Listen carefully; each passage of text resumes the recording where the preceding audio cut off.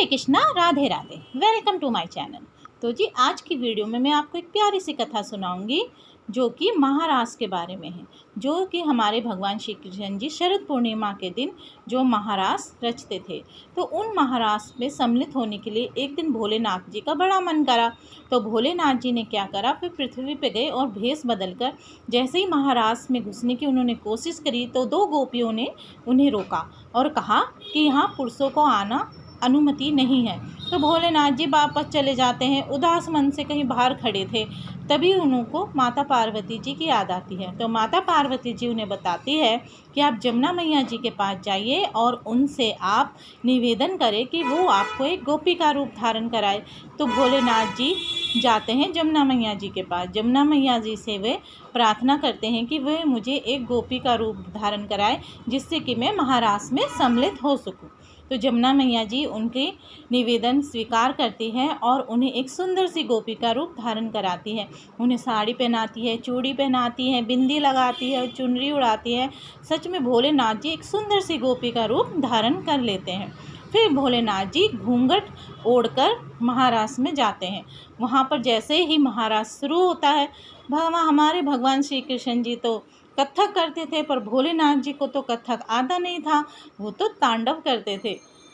जैसे ही महारास शुरू हुआ, भोलेनाथ जी ने बस अपना एक कदम पृथ्वी पे मारा तो वहाँ पे तो बस सब हिलने लगा और आसपास सब जगह जैसे कि भूकंप आ गया हो और इंद्रदेव वर्षा करने लगे।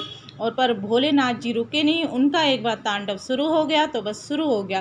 फिर भगवान श्री कृष्ण जी जाते हैं उस गोपी के पास जो भोलेनाथ जी थे, उन्होंने घूंघट ओढ़ रखा था। वो भोलेनाथ जी से कहते हैं, तुम कहाँ से आई हो, तुम कौन हो, तुम ललिता सखी हो, तुम विशाखा हो, फलाना हो फलाना हो। पर भोलेनाथ जी को शुद्ध कहा, वो तो तांडव कर रहे थे। और तांडव करते करते अचानक ही भोलेनाथ जी को होश आता है कि अरे ये मैंने क्या कर दिया, मैंने अपने प्रभु का रास भंग कर दिया, ये तो मैंने बहुत ही बुरा काम करा। इतना सोचते सोचते वे गलानी में भर जाते हैं और अचानक ही बेहोश हो जाते हैं। उनकी मूर्छा जो होती है वो हटती ही नहीं। कितनी कोशिश कर ली पर भोलेनाथ जी गलानी में कि आज मैंने अपने प्रभु का महारास भंग कर दिया, ये मैंने क्या कर दिया। इतने में ललिता सखी आती है भगवान श्री कृष्ण जी के पास और कहती हैं कि जो वहाँ कैलाश जी से जो महादेवी गोपी आई है वहाँ पे नृत्य करने के लिए, उनकी मूर्छा तो हटती नहीं है, वो मैं कैसे करूँ उनको ठीक। तो भगवान श्री कृष्ण जी कहते हैं, तुम एक काम करो, इस उपाय को अपनाओ, तुम उनके कान में जाके कहना, जय जय श्री राधे श्री राधे श्री राधे। तो ललिता सखी ने ऐसा ही करा। वो जैसे ही गई भगवान भोलेनाथ जी के कानों में उन्होंने कहा, जय जय श्री राधे श्री राधे श्री राधे। श्री राधे का नाम सुनते ही भोलेनाथ जी उठ जाते हैं।